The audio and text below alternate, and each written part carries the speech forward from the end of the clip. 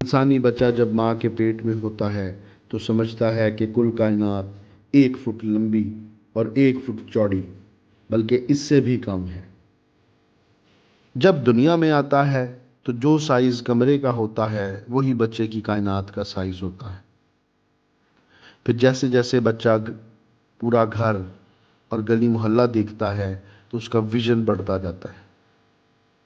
جس کو ساری زندگی اپنے گاؤں یا شہر سے باہر جانے کا موقع نہیں ملتا، وہ کنویں کے مینڈک کی طرح سمندر کا تصور ہی نہیں کر سکتا۔ جو پوری دنیا دیکھ آتا ہے اسے اپنا شہر چھوٹا لگنے لگتا ہے۔ ایک گلی سے دوسری میں بندہ پیدل جا سکتا ہے، مگر ایک شہر سے دوسرے میں جانے کے لیے بس یا کار کی ضرورت پڑتی، جبکہ دوسرے ملک جانے کے لیے ہوائی جہاز پہ بیٹھنا پڑتا ہے۔ اور اگر دوسرے سیاروں پہ جانے کا شوق، ہمت اور استطاعت ہو تو خلائی جہاز میں سفر کرنا ہو۔ جو جہاں ظاہری آنکھ سے نظر نہیں آتا اسے انویزیبل ورلڈ کہتے ہیں۔ انویزیبل ورلڈ کی بہت سی قسمیں ہیں۔ کسی جہاں میں جنات رہتے ہیں، کہیں فرشتے، کہیں نیک روحیں اور کہیں برگزیدہ پیغمبروں کی روحیں۔ اور ان سب کو دیکھنے کے لیے باطنی آنکھوں یعنی انر آئیز کا کھلنا بہت ضروری ہے۔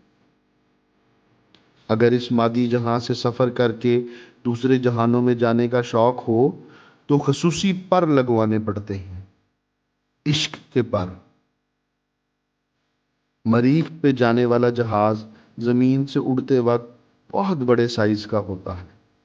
ہزاروں میل سفر کے بعد اس میں سے چھوٹا جہاز نکل کے باقی کا سفر طے کرتا ہے اور خول آگے نہیں جاتا۔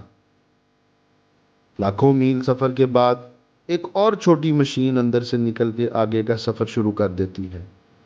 اسی طرح لامکانوں کے مسافر مادی جسم کے خول میں سے جسم لطیف نکالتے ہیں اور کائنات کی سیر جتنی اجازت ہو روح اور عشق کے زور سے کرتے ہیں۔ عرض کیا ہے، عشق کی ایک جست نے طے کر دیا قصہ تمام، اس زمین و آسماں کو بے قرار سمجھا تھا میں۔